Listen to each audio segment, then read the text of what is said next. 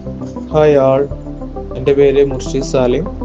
എനിക്ക് ഈ കഴിഞ്ഞ ജനുവരി 31-നായിരുന്നു എക്സാം.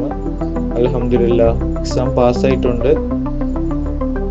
ആദ്യം എനിക്ക് താങ്ക്സ് പറയാനുള്ളത് ഡോക്ടർ ആൻഡ്രസ് സാറോടാണ്. വളരെ എളുപ്പത്തിൽ ക്യാച്ച് ചെയ്യാൻ പറ്റുന്ന രീതിയിലായിരുന്നു സാറിൻ്റെ ക്ലാസ്സുകളൊക്കെ.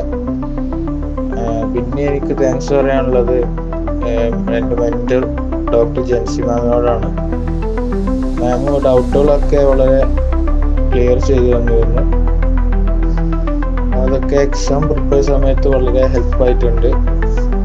പിന്നെ പഠിച്ച രീതി എന്ന് വെച്ചാൽ ആദ്യം സാറിൻ്റെ ബേസിക് ക്ലാസ്സുകളൊക്കെ അറ്റൻഡ് ചെയ്തിരുന്നു.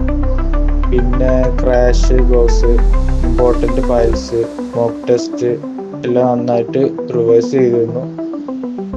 പിന്നെ എൻ്റെ എക്സാമിനെ പറ്റി പറയുകയാണെങ്കിൽ എക്സാം ഒരു ആവറേജ് ആയിരുന്നു.